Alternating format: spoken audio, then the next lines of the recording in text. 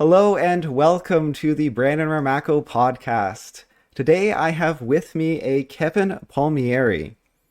So he is an advocate for self-improvement, and apparently it's a story that's led to him being an advocate. And he's had this very successful podcast, over 1,700 episodes.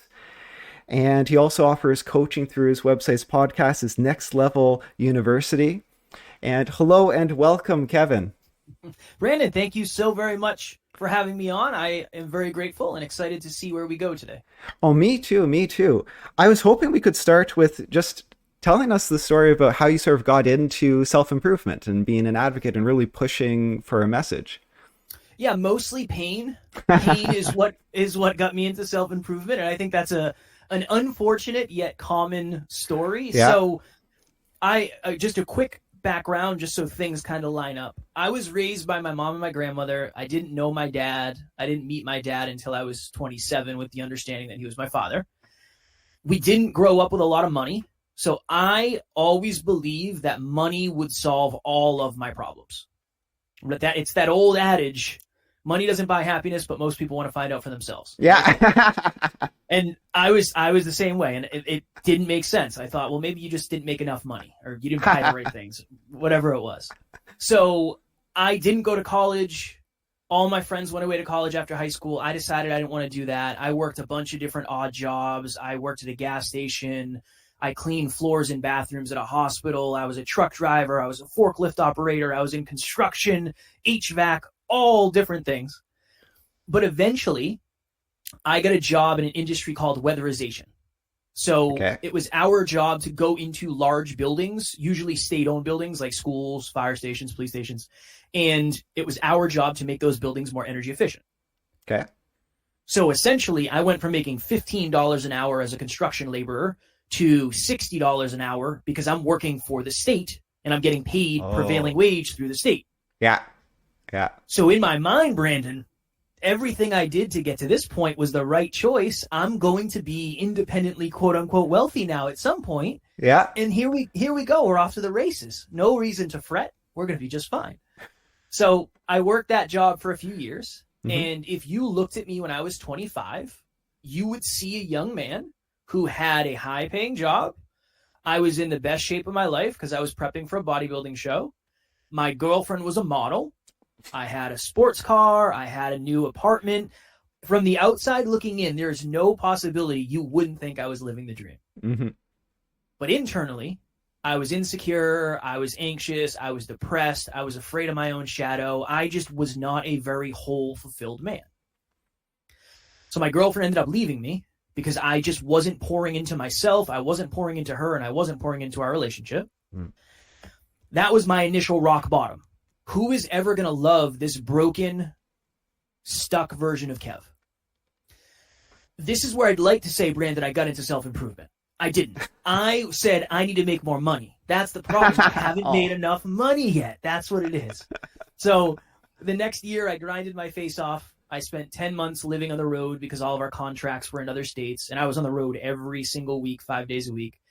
Get to the end of the year, I cracked open my final pay stub. I made $100,000 at 26 with no college degree, and nothing internally changed.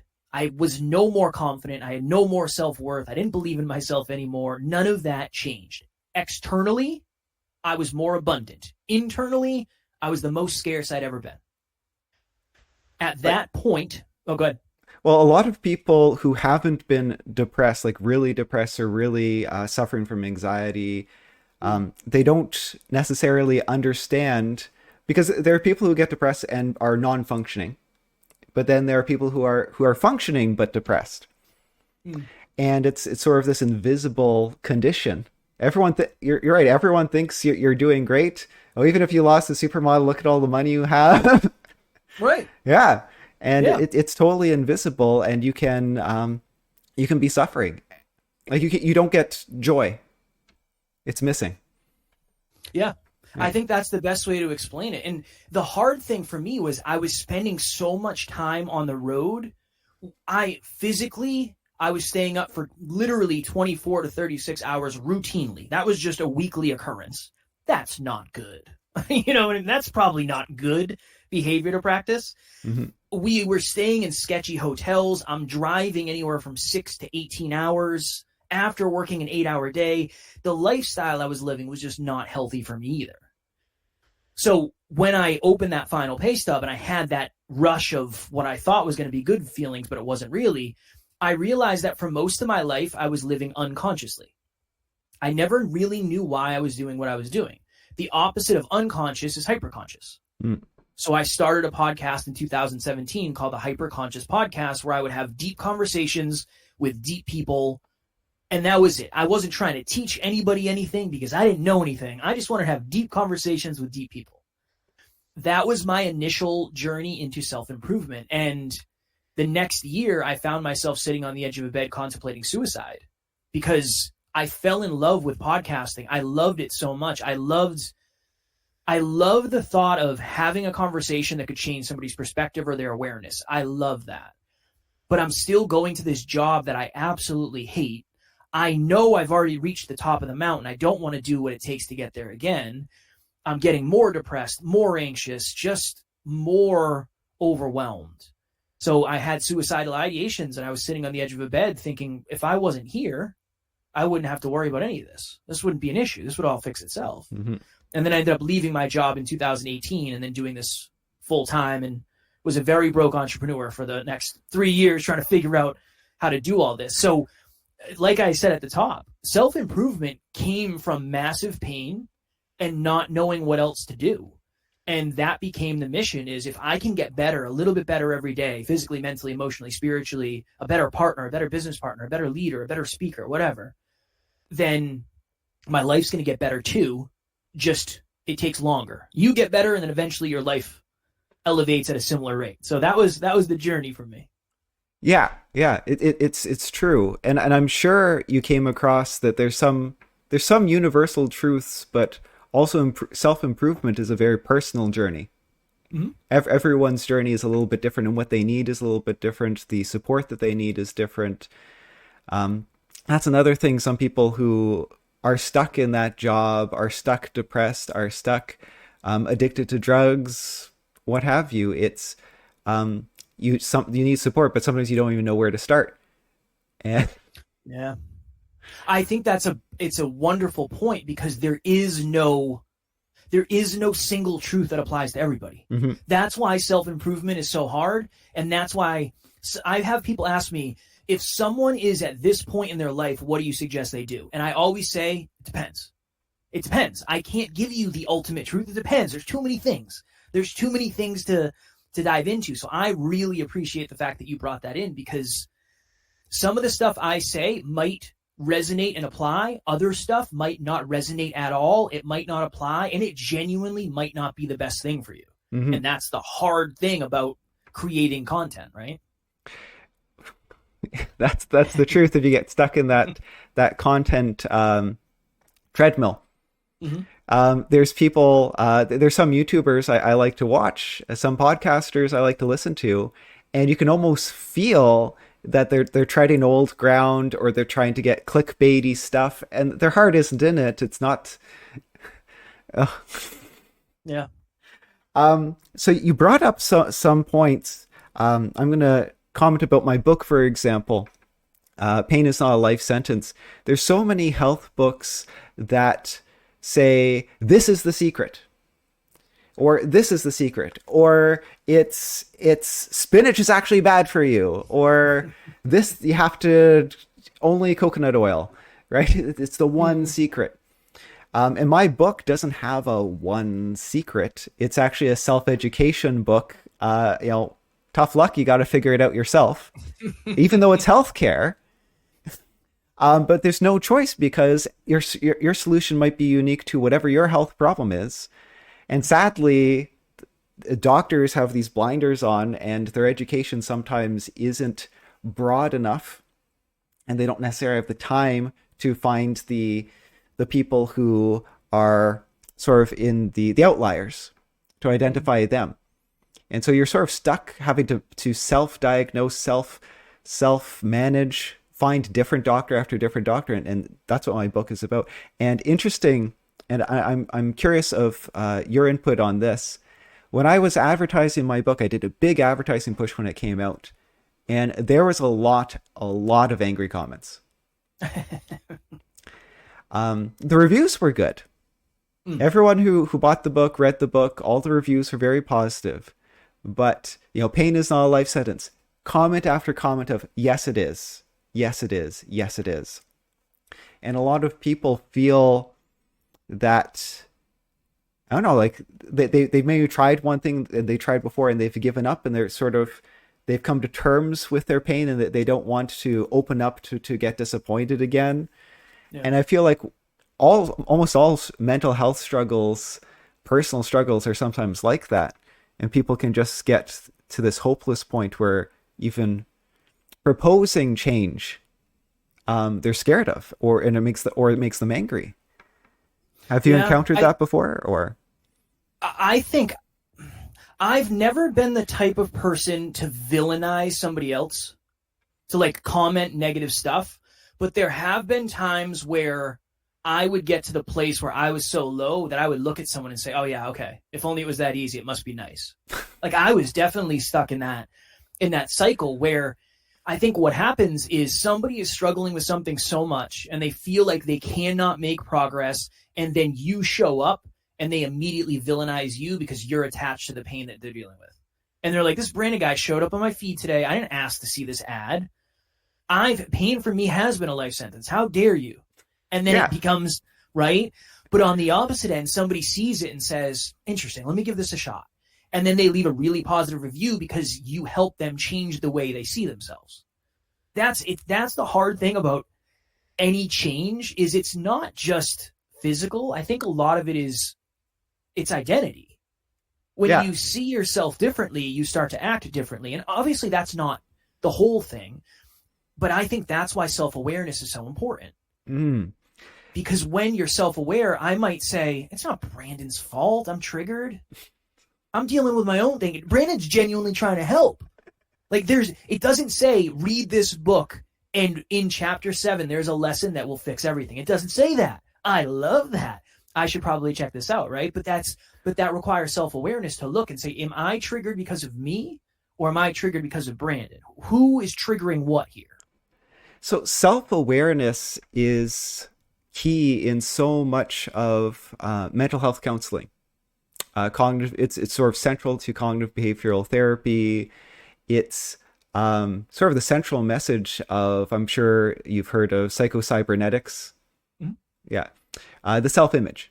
The psychocybernetics, for everyone listening, it's a famous book from the 1960s, I think. And it's sort of set the foundations for modern coaching and counseling, basically. Mm-hmm. And the book is a wonderful read. I think the audiobook is free on YouTube. Someone has just put it up there. And it's great.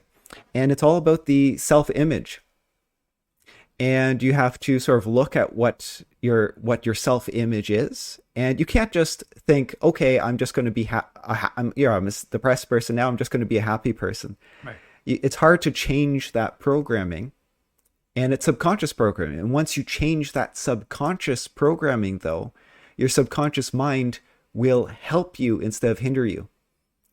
A lot of people think the conscious mind is the only mind. And I don't want to get into sort of spirituality here. And it's because it's not spirituality. Mm. We have so much research that there's so much that goes on in the brain that we don't have conscious access to.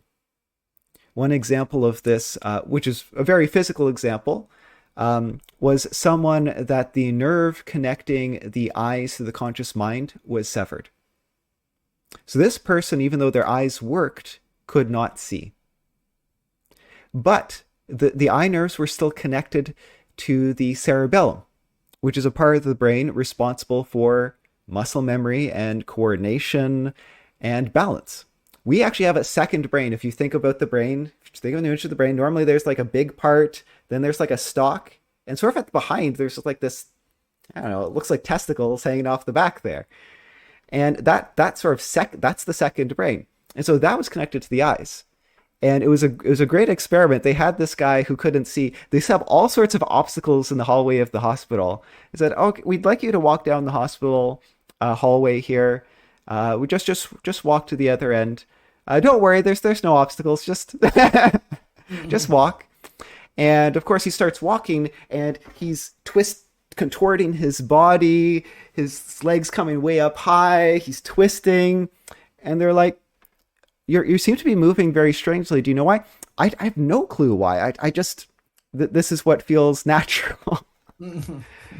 And similarly, we have a subconscious mind, the sometimes called the pain neuromatrix, that controls the pain emotion, how much pain we experience, physical pain we experience. It can ramp it up, it can ramp it down. And we have sort of this constant reminder of, you're great, you can do this, or you're going to fail, you're going to fail, you're going to fail. And it's a self-fulfilling prophecy, and changing that subconscious mind takes some active work, sometimes with a mental health counselor, sometimes with a coach, sometimes with friends, family, sometimes with yourself. Yeah, oftentimes with yourself, because at the end of the day, the conversation you're having the most is the one you have with yourself. And that's what makes it so hard. And that's why it does become a self-fulfilling prophecy. This is one of those, I feel like you and I get along really well because I'm all about unsexy fundamentals. And I don't have one thing that's going to change your life. I don't. Yeah. I think there's many things that could change your life in very, very small segments and very, very small arenas. This is my new perspective. Anytime you want to change something, start by changing the smallest possible thing, not something massive. If you don't go to the gym and you want to start going to the gym, go for 5 minutes today. That's all. I don't want you to run a marathon. I don't care. You don't have to sign up for a personal trainer. Just go for 5 minutes. We always say, Brandon, set small, almost embarrassing goals. Yeah. Because once you start building momentum, you get all the dopamine, you feel good, your identity starts to shift, you feel like the type of person that does blank, and you get momentum that way. And I'm convinced that's why New Year's resolutions don't work. You try to collapse a year-long goal into the first week, and you're not that type of person yet, and the goal is too big. I don't think we're failing because you're not capable. I think we fail because we set goals. We try to collapse time, and we say, I want to accomplish a year's worth of goal in a week, and nobody's doing that. Nobody is, right? So small, almost embarrassing goals have worked so well for us. Yeah, that's a perfect way of putting it, because when I'm coaching someone on some of these lifestyle changes, yeah, sometimes they say, okay, I'd like to go to the gym. I said, okay, let's maybe, how about we start with walking to the end of the driveway and back? And they're like, right. What? Isn't that not enough? Well, do you walk to the end of the driveway back? No. Well, then that's something you can do that would change your routine. Right. We can start with that. It's progress. Yeah. And if you feel good, you can walk further if you want, but that's a goal. So you're right. It's these, but people make it so hard on themselves. Yeah. Yeah, it's unfortunate. Yeah. It's unfortunate. And not that change is easy.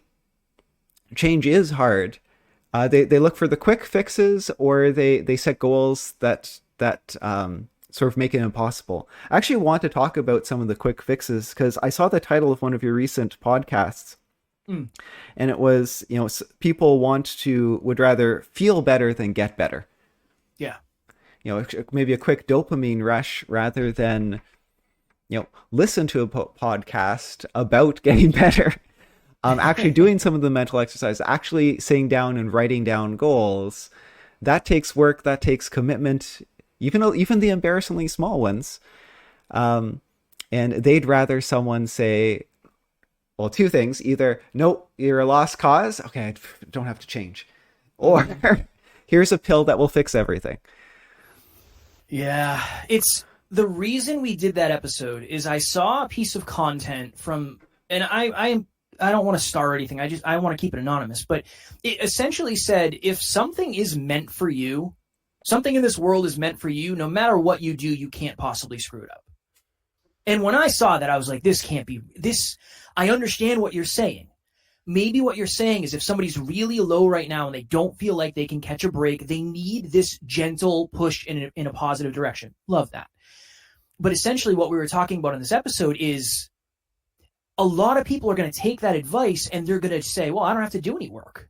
If I want the body of my dreams, I think that's meant for me. That's made for me. It's going to align in divine timing and it'll happen when it's meant to happen. And I've just worked with too many people who have had that belief and then they end up broke because this was my breakthrough. And this was one of the biggest breakthroughs I've ever had, Brandon. Okay, there's always been two schools. There's one, grind your face off and work 27 hours a day. It doesn't matter. Don't sleep. Don't worry about your family and you'll be successful, quote unquote. The opposite of that is if it's meant to be, it'll be. Trust the law of attraction. Don't do anything that doesn't serve you. Don't work too hard, whatever it is. When I tell you, if you want to be more successful, grind your face off. Immediately, a lot of us pull back and say, well, no, I want to spend time with my family. I don't want to work 27 hours a day. Yeah. Or you know what? I'll give it a week and I'll try. And then you're miserable at the end of the week. You work a 90-hour week and you say, there's no way I'm going to do this. I don't want to grind my face off. Cool. The opposite of that is somebody says, well, just do less. Just don't do anything. Just allow yourself to attract the life that you're aiming for. You know how awesome that is for the first year? It's awesome because you don't do anything. But 5 years down the line, when you don't have any results, then you get the pain all at once.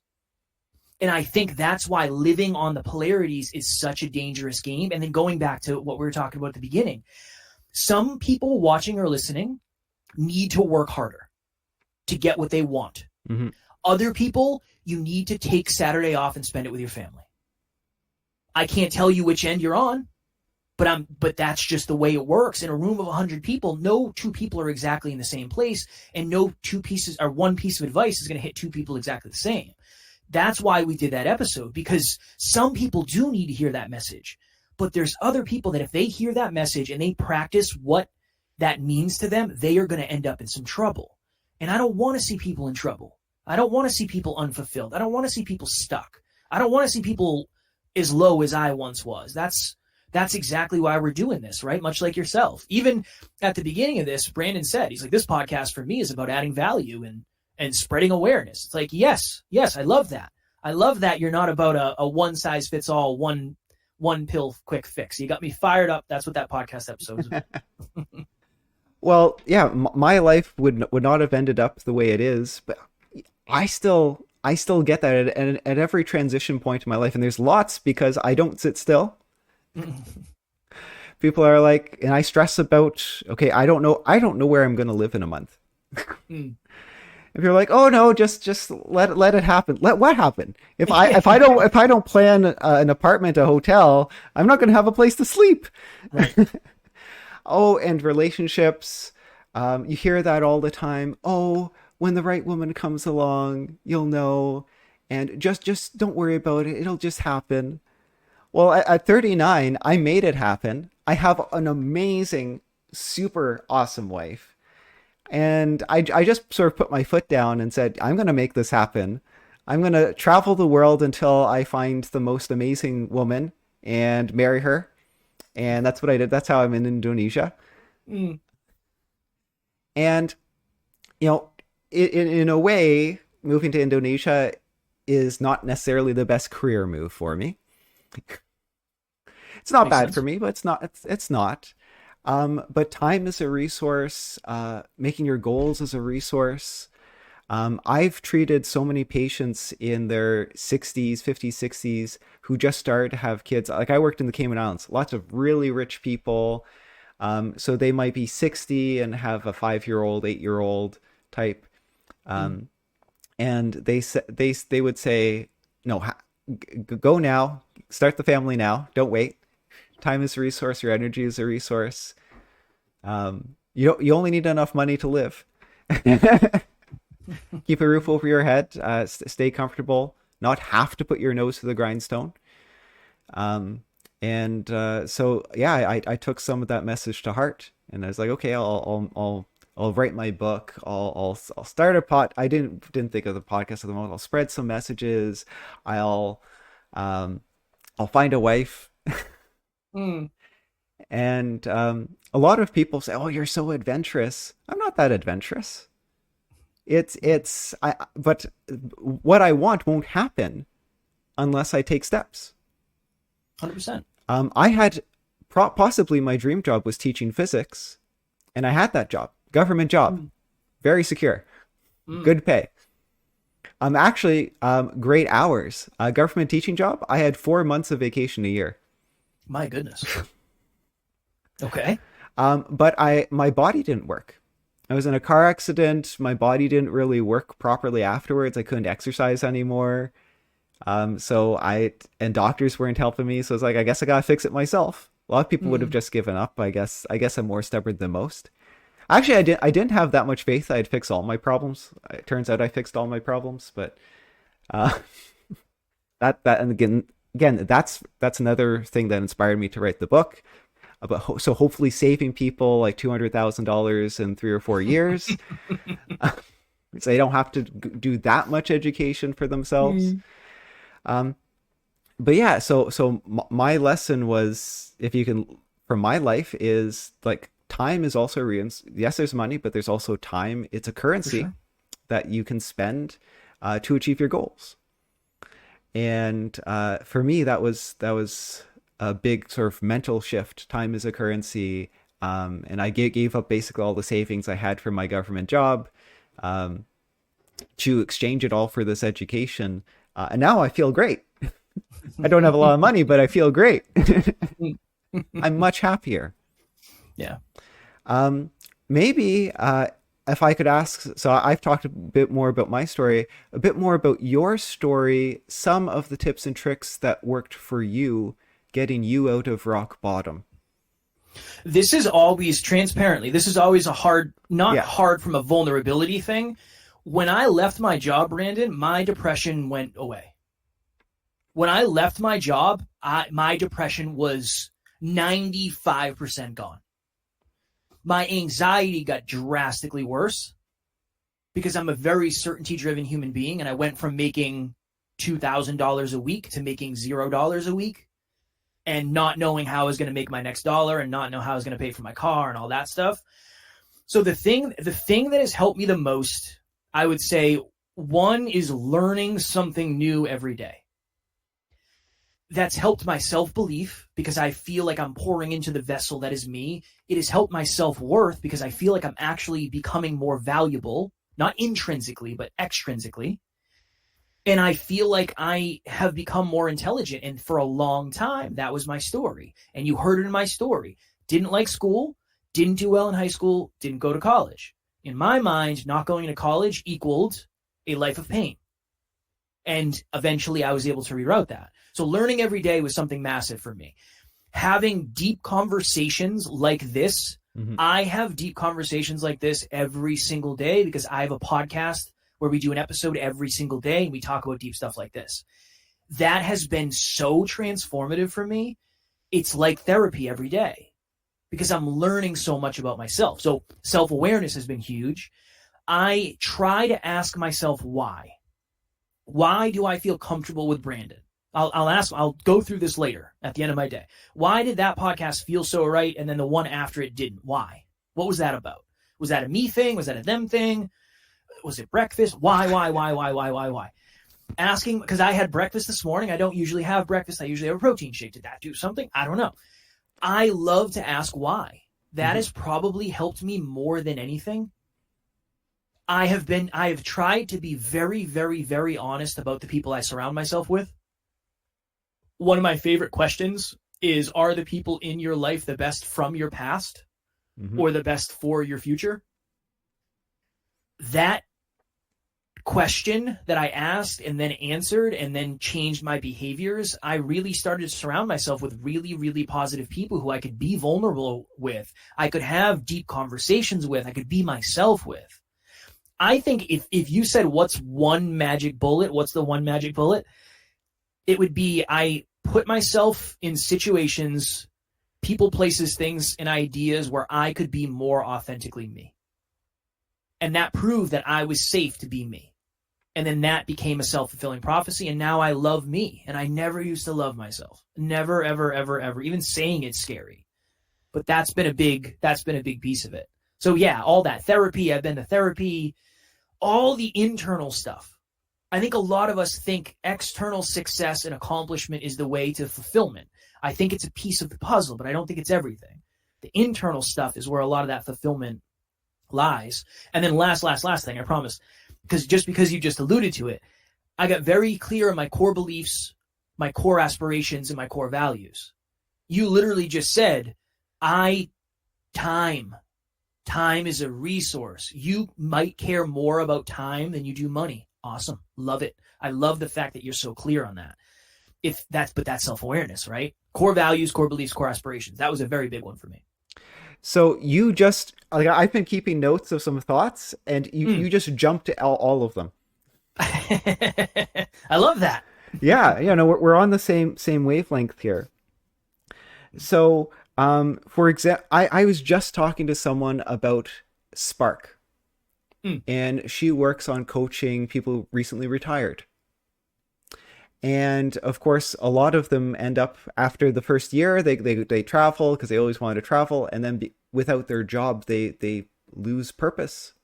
Yeah. And they spiral into depression, and then they get put on a bajillion medications, which prompts more medications, and then their organs fail and they die. It literally kills them. Which connects to another point. Do you know there's a medical specialty? It's a medical board specialty, lifestyle medicine. Mm-mm. And it's not very popular because if you specialize in lifestyle medicine, it doesn't pay well. Yep, makes sense. Because it involves actually spending time with patients and talking to them and figuring out what's wrong. But one of the core pillars is positive social connections. Because without positive social connections, people die earlier. It increases all-cause mortality. So lifestyle medicine is about targeting causes that kill people that have to do with lifestyle. Yes, eating and diet is there, but positive social connections are there. So you hit that nail on the head there. And again, just that connection with cognitive behavioral therapy, there's the connection between sort of this introspective look. You mentioned after the podcast, thoughts, actions, behaviors, feelings. How if you think about one of those things as a negative, well, why is that negative? How does that connect? So if my behavior was negative, well, what was the thought or feeling which led to that? Right. Or why did I have that feeling? What thought led to that behavior and that feeling? And so if it was the thought, is that a healthy thought to have? You can have an off day, but if that wasn't an unhealthy thought to have, then why not address it and confront it and think about maybe changing that thought. Yeah. Sometimes it's not that easy, but it takes the introspective. If you're not introspective, you'll never find those things. And so you'll have no chance of changing things if you don't find them. I always use the analogy. Imagine you're driving across the country. So I live in the U.S., whatever country, whatever place you are. Imagine you're driving across the country and you don't know anything about a car, and the car breaks down. It's not gonna be a very successful trip. And imagine you don't have the courage or the vulnerability or the means or the resources to call a mechanic. Mm-hmm. You're going to be on the side of the road looking at the tires, wondering why the engine's smoking. Because it's just, we bring cars to mechanics because we don't have the awareness. That's all it is. We just don't know how to fix them. If my laptop starts making a weird noise, I got to take it to someone. I am not aware enough of what's going on in the motherboard and whatever. I have no awareness. There's certain things that I'm very aware in that I can help other people in, but not everything. If we don't understand ourselves at a deep level, it's really hard to change anything. It's so hard, but it sounds so rudimentary. It sounds so dumb when I say it like that, but that is the biggest thing. I'm just way more self-aware than I used to be, which means I'm in way more control than I used to be. But I also face a lot more challenging mirrors than I used to too. And that's the downside of growth and the downside of self-improvement. But ignorance is only bliss until, I don't know. I don't know if it really is. Ignorance seems like bliss, but it's also not opportunity either. So I thought of one more. Maybe this might be my last message today. Please. And it's about sort of car repairs, because so many people are scared of car repairs, and I agree with you. Particularly modern cars, you need to look at the codes and do all sorts of things. There are certain things you can do on a car fairly easily, and some people out there, for myself, I looked at, okay, what's the cost of bringing it into the mechanic, and then what's the cost of the tools, and how much do I value knowing how to do it. Mm. I'm someone who likes to learn things. So for myself, I had one mechanic who messed up my vehicle. So if I do it myself, I mess up, it's my fault. So I said, you know what? I looked at the cost. Yes, it's going to take 2 or 3 years to make this worth it, but I'll do it because I value the knowledge. I value doing it myself. I picked some nice sunny days, got the tools. It feels good to work with tools as a guy. We're all on the computer all the time. And it was a good experience. Doing a little bit of mechanic stuff. Cabin air filter is normally relatively easy to do. Spark plugs can be very easy to do with the right tools. Oil is messy, but normally easy to do. Mm-hmm. And so those are just a few things. Anyone listening who wants to start working on their car, you can. They're not impossible to do some of that basic stuff. It's not impossible. And do you value learning it though? Would you value your time doing that? Everything is. Don't be scared. You can think about whether you want to do something or not. Yeah. Hey, YouTube. Yeah, YouTube. Start your own podcast. Start TikToks.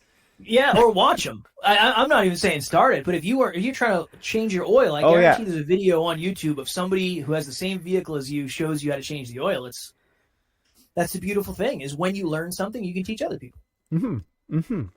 And it can be a source of joy and growth. Some people feel stuck for so long because they're scared. They're scared. Yeah. And you can start small. So 100%. that's sort of my last embarrassingly message. small. Embarrassingly small, Brandon. Yeah. Do you have a final message for the audience? Oh my goodness. Probably that. Yeah. Don't be afraid to start super, super small. I think most of us have been told that if our goals don't scare us, they're not big enough. I don't think that's real. I think that's bumper sticker self-improvement. It sounds really good as a one-liner or a post on Instagram, but life for most of us is scary. So the last thing you want is the goals you're running towards also to scare you. Don't be afraid to chunk your goals down a little bit until you build momentum. That would be my takeaway.